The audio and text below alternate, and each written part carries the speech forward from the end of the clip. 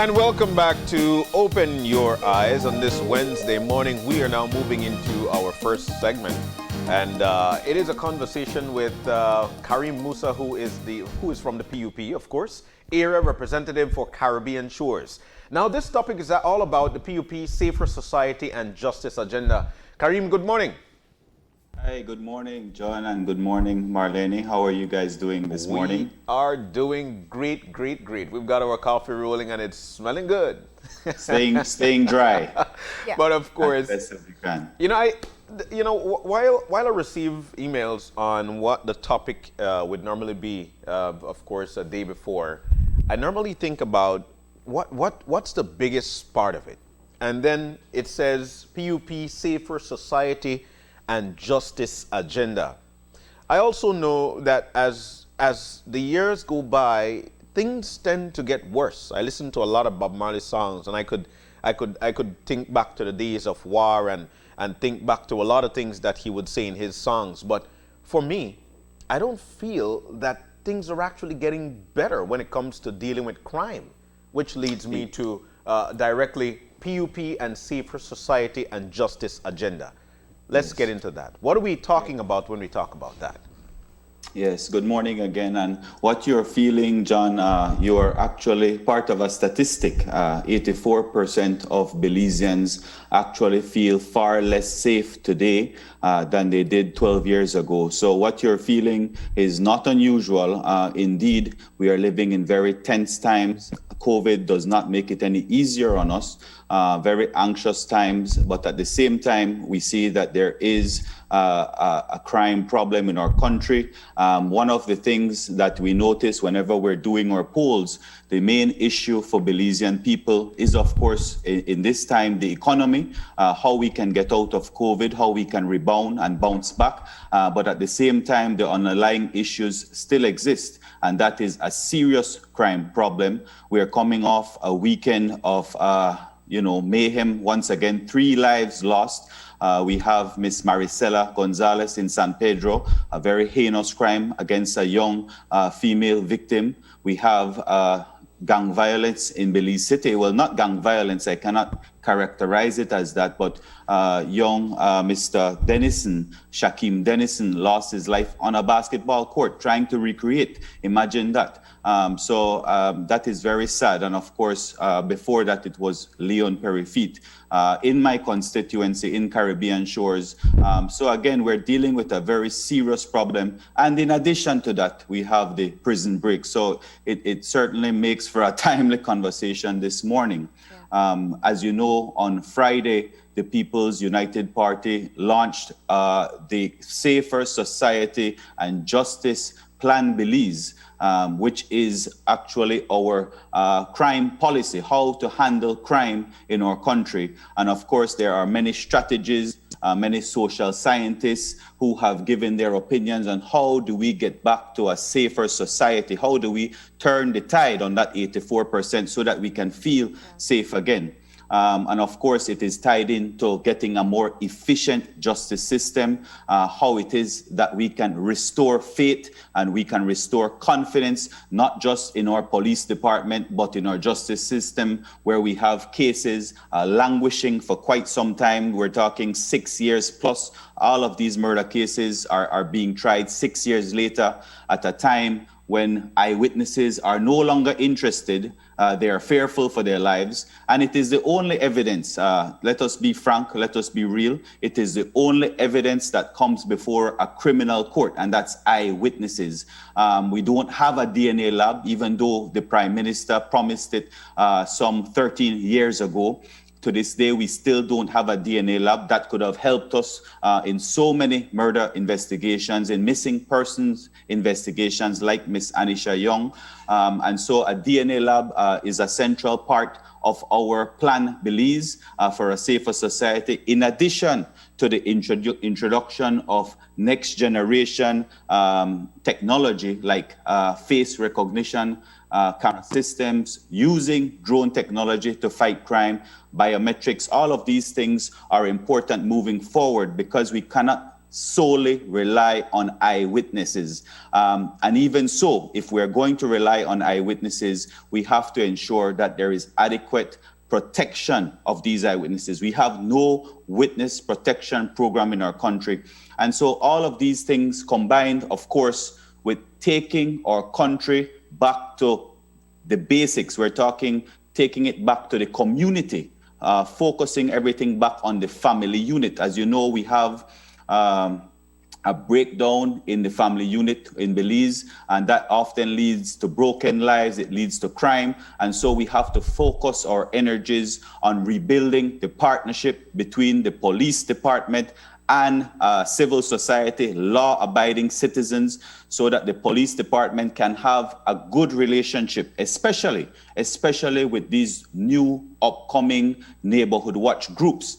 They will form a critical part moving forward in our crime fighting strategy. The police department has to have more trust in the information and the concerns coming out from residents. We also need to provide a small budget, a very small budget, because, for instance, in my community, we have very active neighborhood watch groups, but all they need is a little gas for their motorcycles. The citizens are all too willing to participate in keeping their society and their community safe. So we have to afford them that respect.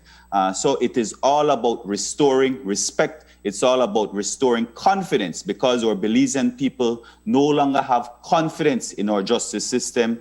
And even within the police department, there is low morale within the police department. And many times that is attributable to the fact that you hear each year police officers taking exams. Some of them pass their exams with flying colors, but they are not promoted, whereas some of them who are failing are promoted because of political connections.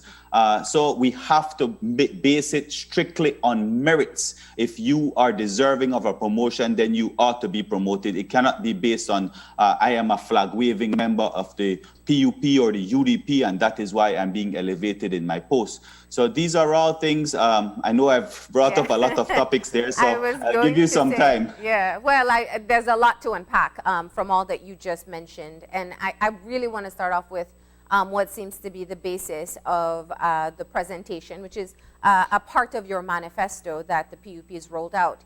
And you're talking about 84% of people who feel less safe now compared to 12 years ago. But you don't tell us who participated in this poll, what part of the country, because we know that crime is very different in terms of perspectives if you live in Belize City or if you live in, somewhere in Corozal. So yes. Tell us a bit about that poll first before we use that as a jumping point. Yes, the poll is in fact across the country. It is not limited to Belize City, even though crime is actually very dominant in Belize City, in the media capital. Every single night on the news, as you're aware, we report on every single crime that occurs.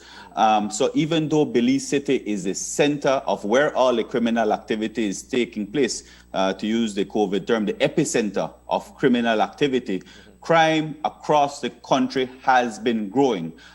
So we know that for a fact. We know that in the last couple of months we have seen a decrease, but that is primarily due to the state of emergency on the south side of Belize City, where the Commissioner of Police has locked up 100 or so young men from the south side for a couple of months. And so that is why there has been this decrease, this huge band-aid, so to speak, that has been placed over Belize City. But every time you rip off that band-aid, the sore is still there. It is still festering, and we are not dealing with the root causes of crime, which is getting, yes, which is actually getting these individuals economic opportunities. I am not for 1 second trying to justify criminal activity in our country, but at the same time, what we have seen over the last 13 years, and especially during the time of COVID, is dependency politics on steroids. We're talking now just giving people food hampers. There's absolutely no move being made to diversify our economy. As you know, 45% of our economy is based on tourism, but we have made no move to diversify that. So many of our young people are able to get out into the fields. They want to produce. We are very much in need for an agricultural revolution. And again, that is part of our economic plan in our country. But there's no move by this government, aside from borrowing, and giving out food pantry. There is no move to productivity. And so we have a lot of idle minds still lingering around. And as you know, that ends up with criminal activity. And also, a huge part of our plan is free education. I know the number one question on both of your minds, we are a broke country. How is it that you're going to pay for education? How is it that you're going to pay for NHI? How is it that you're going to double the judiciary, the budget for the judiciary? Well, all of these things will come with time. COVID will not be with us forever. We have to accept that. Right now, we are in a time of COVID, but it is important by the middle of next year that we hit the ground running with all of these plans so that we can get the economy going again and so that we can reprioritize our focus. Because a lot of the hundreds of millions of dollars, as you know, from Petro-Carib and from the IDB and the CDB, it is all going to roads to nowhere. Caracol, beautiful Mayan temple, but at the same time, it's going to nowhere when we are facing the sore that we have here in the country that keeps growing. The criminal elements keep growing. So we need to tackle that problem, and we need to tackle the root causes, being education and job opportunities. And I wanna dive down deeper into that, because when we talk about crime in this country, and I think you mentioned that you consulted with social scientists, and I know we've had many on the show discussing many aspects of the criminal justice system in our country. But we cannot move away from the fact that there are societal problems that contribute towards the situation that we're seeing, from education, as you pointed out, to poverty, and even more so to looking at the family unit itself. And so let's be honest here as well. The opposition is always in a better off predicament, because you can come with ideas and critique what has been done. You haven't actually been doing, so it's a unique opportunity. But let's talk about if you were elected to office. Granted, you have to work on building the economy to be able to fund many of the ideas that you've presented. But what would you do differently about being able to address the root causes that we see at this time that are contributing towards the crime problem that we have? Very, very good question, Marlene. And it goes back, like I said, to the basics. We have to get an affordable, if not free, education implemented as quickly as possible. It is not the young people that are graduating from Sixth Form, that are graduating from UB and Galen, who are picking up guns and killing people. Let us accept that very fact. We need to ensure that our kids remain in school all the way to a tertiary education if possible. Because once a young person has invested in themselves, they become a part of Belize, a part of the law-abiding society. So even if it is that they do not automatically and readily find a job upon graduation, the fact remains they have invested in themselves, they have the discipline, and as you know, it is not always formal education that is needed. We do have a lot of people who are good with technical expertise. How hard is it to find? I'm sure both of you have trouble finding a good electrician or a good plumber. It's very difficult. There are just these private companies who are very, very costly. And so there's huge room for development, not just for the young mind in formal education, but also in the technical areas. So again, that needs to be our focus. But we also need to see the social services in our country equipped, because we have a Ministry of Human Development, Department of Social Services that needs to have a closer tie on our most vulnerable people to ensure that they are getting to the next step. Under-resourced. They're considerably under-resourced. Consistently for as long as I can remember. Most definitely. So if we have a fully equipped, fully staffed, fully resourced social service sector who can go into the communities. Like I said, the biggest part of our Plan Belize is to return to the family, return to the community, to build on the family unit, because that is where it starts. And so if you have a good social service department that is following up on the young men, the 10-year-olds, the 11-year-olds, so that they do not fall into this life of crime, because it's very easy, it's very easy if you have a mother and a father who are separated, if you grow up in a household where domestic violence is the norm on a daily basis, where you come out of your house and the gang members are right there to introduce you to that life of crime, it is very easy for you to fall prey. And so that is why a good social service department, fully equipped, that has that constant presence in the community to give a hand up, not a handout. So we have to focus on giving a hand up to those individuals and making sure they stay in school. And we in government, we need to attract more investments to our country.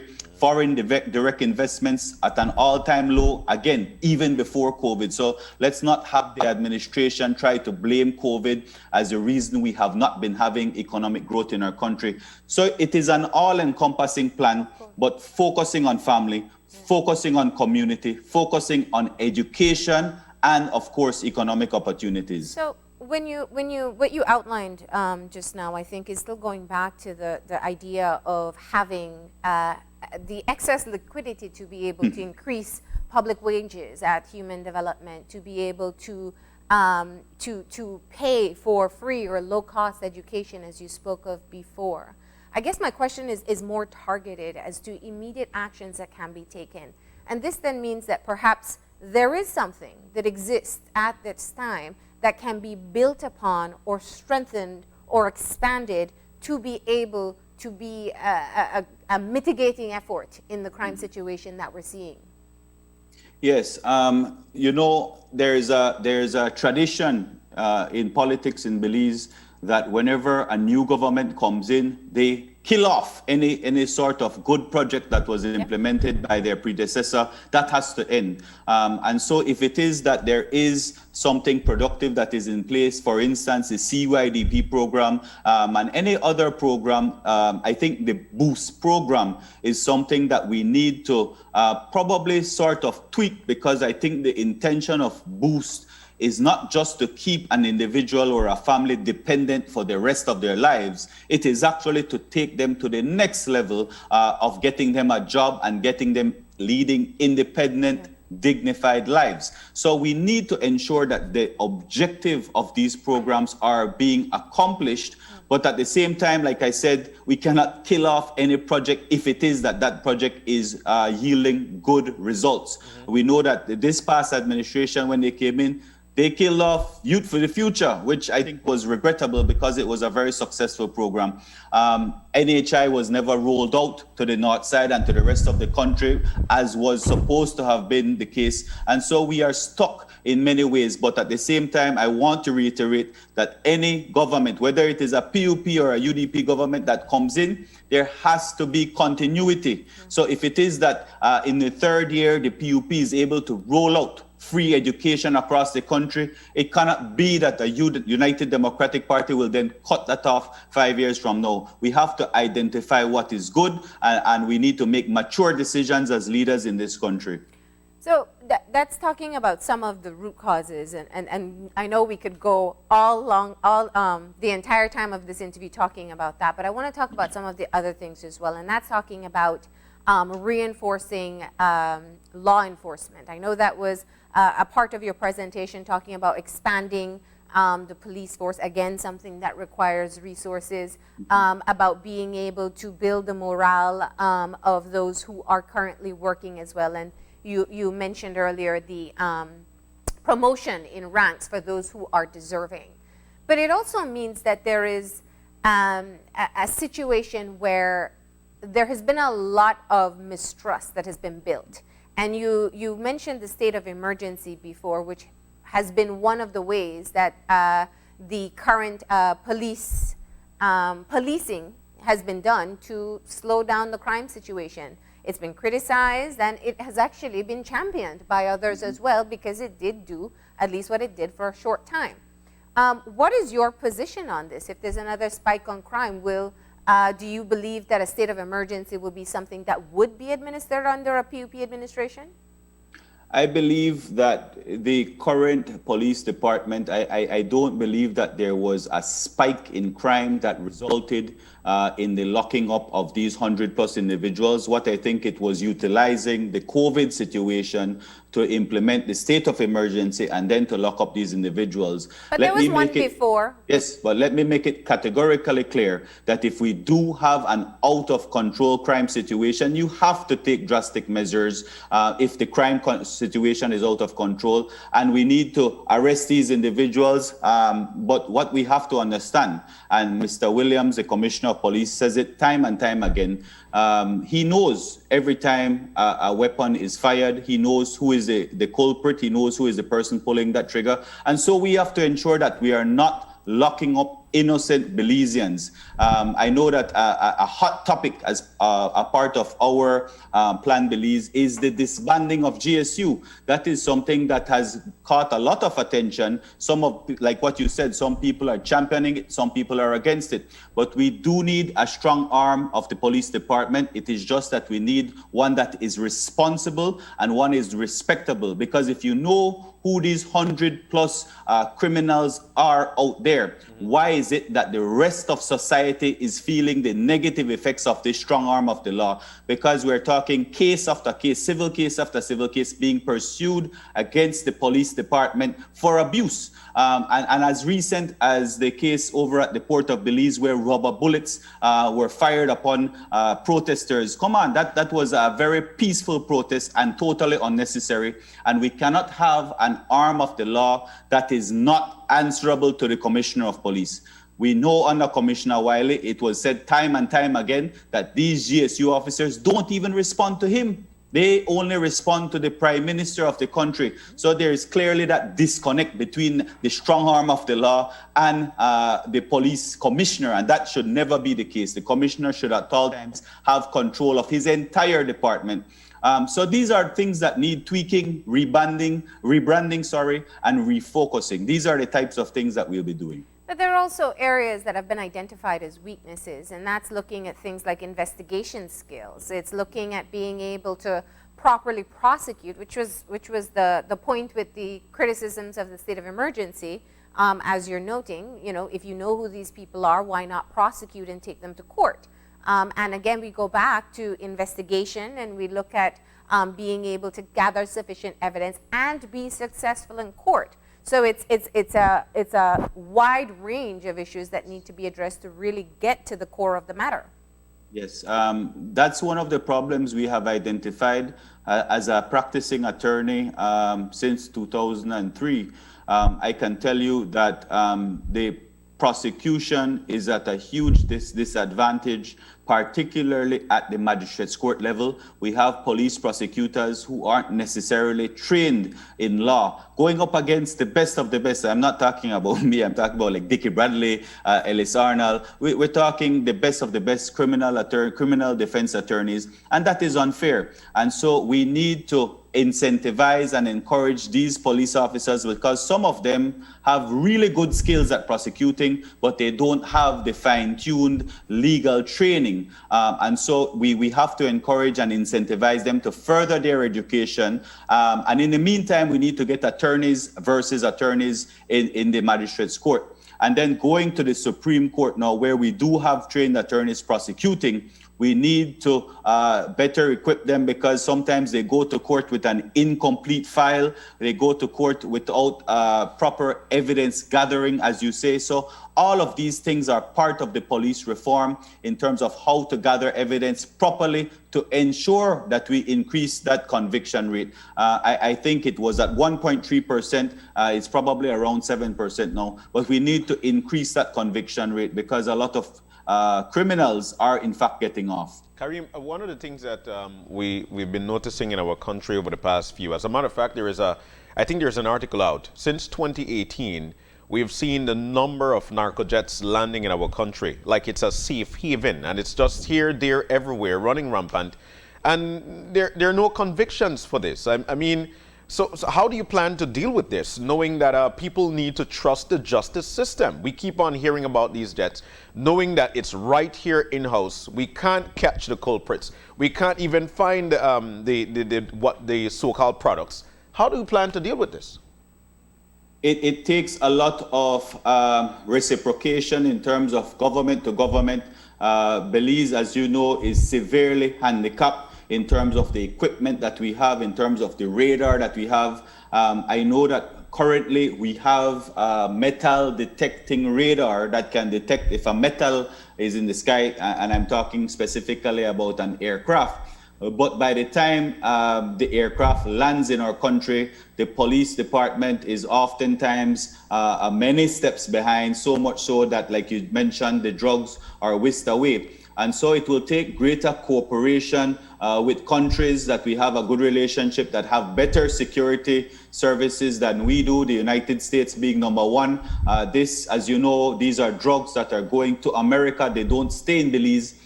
So we are only a transshipment point. So it is in great interest of the United States to have that greater participation and cooperation in terms of getting the necessary equipment to identify exactly where it is these narco jets are landing. And it is unfortunate because we've had 2, I think, in the past month. And before that, we had about 12 others in very recent history. Very, very unacceptable. And it is something that we need to have a greater hold on, a greater handle on. Let's talk a bit about the judiciary, because that's also a critical area. You spoke of the level of preparation of prosecutors, and I think that's definitely something that would be helpful in being able to get the conviction rate where we think it should be. But there's also, many have spoken of, just the challenges within the judiciary itself. And that's from, once again, going back to under-resourced, the unfair and some would say unconstitutional delay in being able to get your case before the court. But putting that aside for a moment, let's look at what innovation exists. What new ideas would be explored to be able to address the criminal situation? I know the implementation of mediation was one of the areas that we saw being rolled out within the past decade.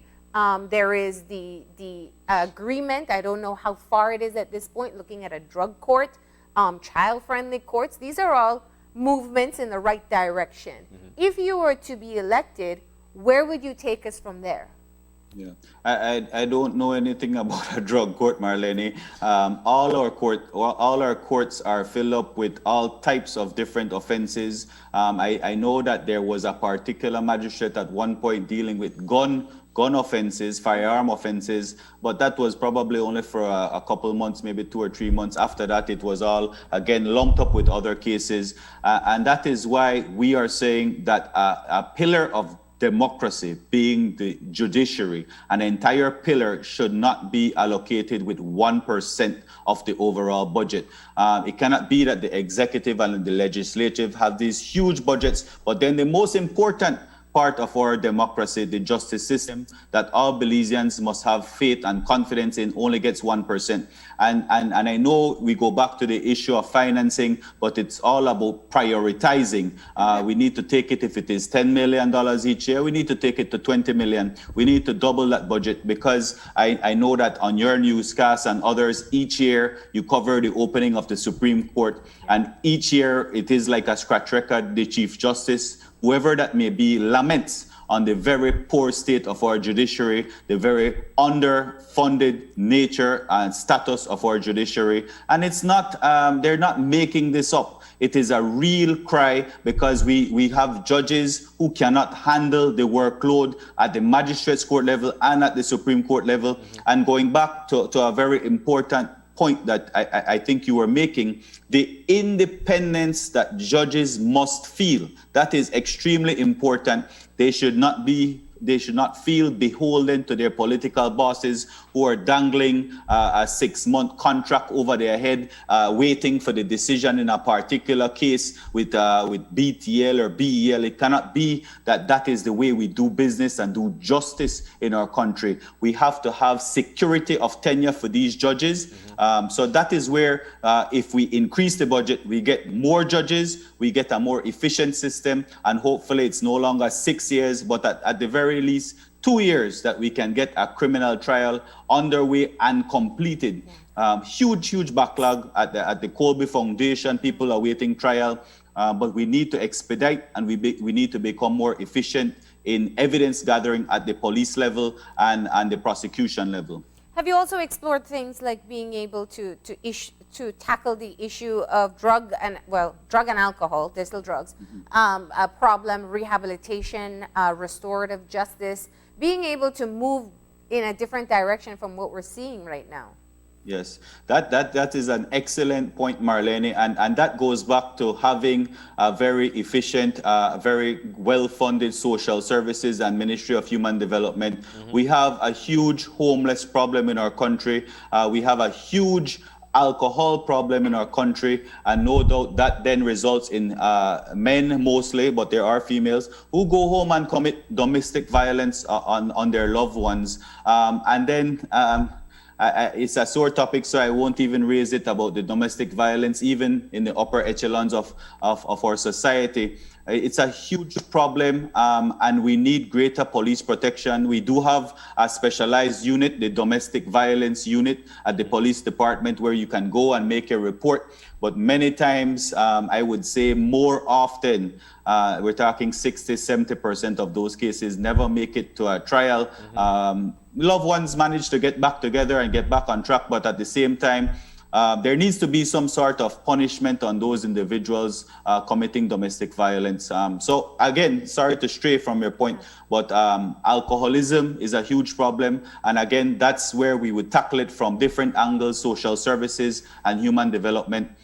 Coming up with projects, coming up with I don't know if we'd have to come up with more Alcoholics Anonymous forums and that sort of thing, but there is really no kind of support, no kind of social infrastructure in place to cover these types of issues, but they nonetheless have a huge impact on criminal activity in our country. So we have to address those as well. Well, it's similar to the domestic violence problem, that there isn't sufficient shelters, safe havens. Similarly with rehabilitation centers, adequate trained people who have a place that people can go to get the help they need.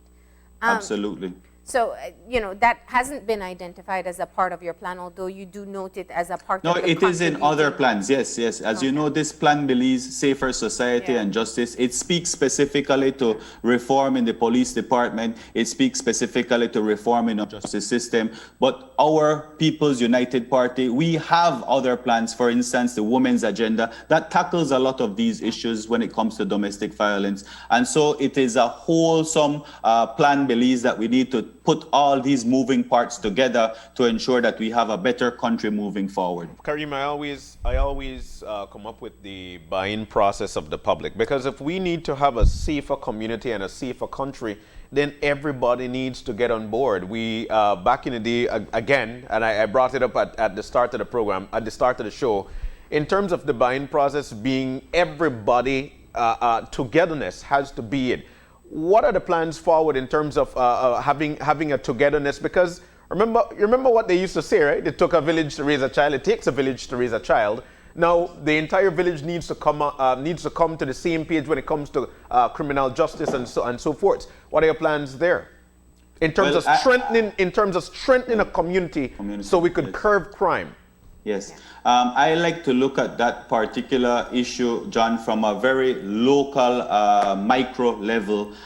Each politician, again, politicians are not responsible for crime, but we can do our part. I personally have been engaged at the very micro level with all 3 of the neighborhood watch groups in my community. And that is where we have to give the reassurances. We have to see strides being made for greater partnership with the police department. We have to be strides being made with camera systems and that sort of thing being introduced into the community. There has to be some headway that we are making in order for there to be buy-in. If it is that you simply go to a neighborhood watch meeting and there is no progress, no development being made, the police is not answering your concerns, you put it on the chat group and the police does not respond within 5 or 10 minutes, but rather an hour later, that spells trouble for the buy-in for the public. And that is why at each level, we have to have politicians who can be the middlemen, so to speak, between the community and the police department to point out where it is that they are falling down, where it is that we need greater cooperation and response from the police department. So at least from my perspective in my community, that is where I see that we can play a part in terms of the buy-in. On a macro level, I think we need greater education campaigns that need to be launched, and we need the police department to highlight the good that they're doing in the community. Many times we only see the bad, and there is a lot of good. We have to recognize the good officers. I know that the Commissioner of Police is doing his darnest best to fight crime in our country, and I want to thank him for that. So we need greater education, a campaign for the police department to let us know where it is that they are doing good work and where it is that we, the public, can be of assistance to them. Karim, the current administration have boasted already about the amount of police officers being hired, and that they've raised that, and they've raised in terms of the security forces getting more personnel. Do you guys plan on doing the same thing? Do you plan on raising that much more, which of course would heighten that security feel for communities? Yes, there is a greater need for patrols. There is a greater need for the people to see and feel their police department on the streets doing their job. It is part of our plan does include boosting up the rank of the police department to 4,000 police officers. Again, we have to ensure that they are properly trained, and it is not based on political affiliation or appointments, but that we have good people in uniform representing our country so that we in the public can have that confidence restored. So yes, greater patrols, greater boots on the ground, so to speak. It's always something that I lament on, because I know that at the same time, if you're not tackling the root causes, then you will have a problem. No matter how many police officers you have on the street, you will always have that problem. So yes, at the same time, we will be increasing the ranks of the police department while tackling these root causes. And I wanted, before we quickly run out of time, I wanted to get in 2 issues. And, I'd love to hear your thoughts and plans on this. One is, while you can increase numbers in the police force, there's a need to increase the trust in the police force. Yes. And while I always say on the show, there are many hardworking police officers out there, there are some who really have put a black eye on the department for actions they've taken. So that's one. How do we build the trust? The second is the perception of the fairness within the justice system is critical.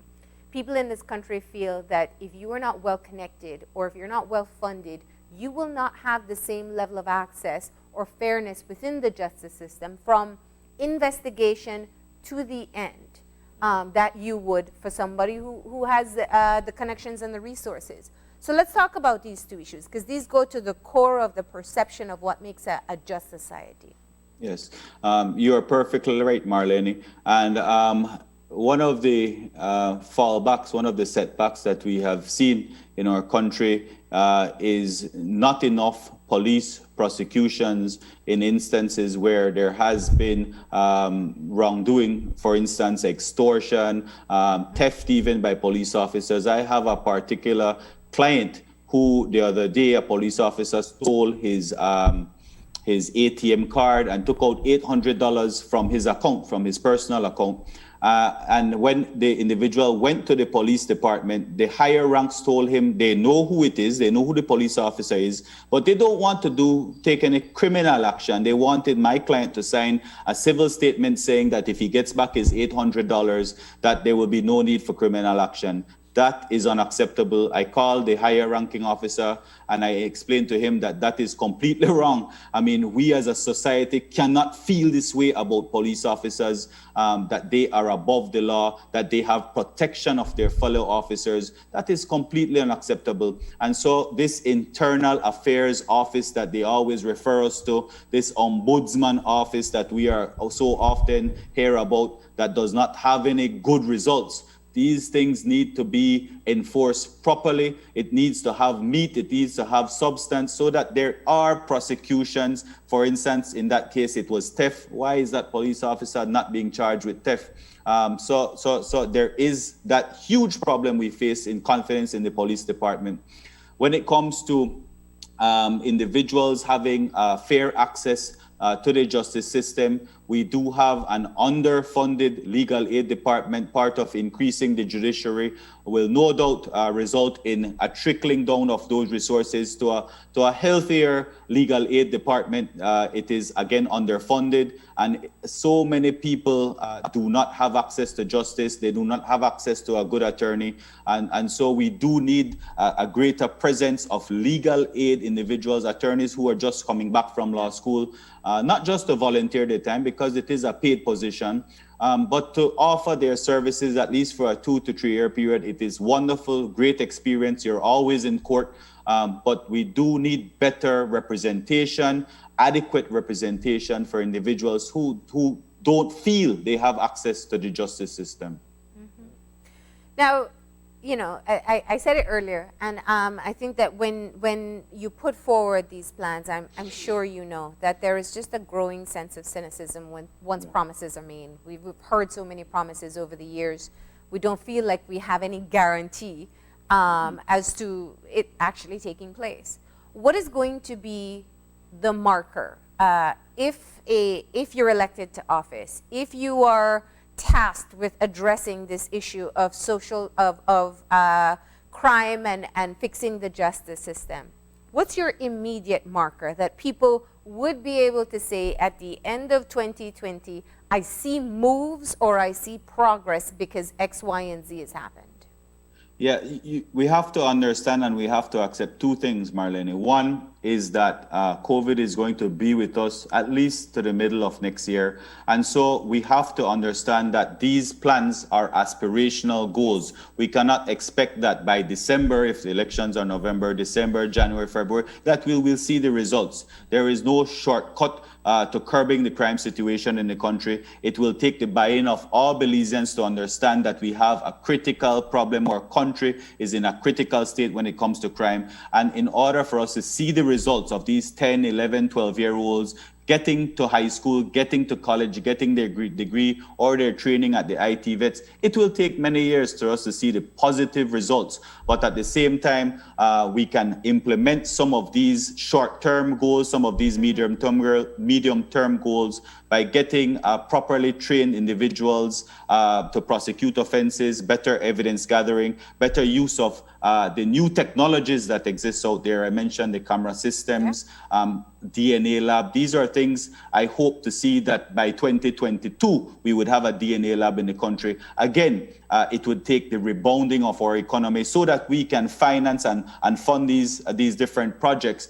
And of course, greater participation with countries like Taiwan, like the United States, who are cooperating with us to curb the crime situation. So there's no shortcut. I have to repeat that there's no shortcut to curbing crime, but we hope that by 2022, we can start seeing the great effects and the impact that implementing some of these strategies will have on our justice system and within the police department. All right. Well, you know what, Karim, you've said a mouthful there. We're actually looking forward to seeing what the next steps will be in terms of our country being safe on a whole and our people being safe. We want to thank you so very much for joining us this morning and wishing you guys well. Thank you very much, guys. Have a good day. Stay safe. All right. Thanks. Excellent conversation there. But But we need to move on. We're about to take that break, but when we come back, you know, election day is November 11th, but at the same time, we need to be safe for that day as well. So police security on election day, that's the next topic. Stay with us. We'll be right back.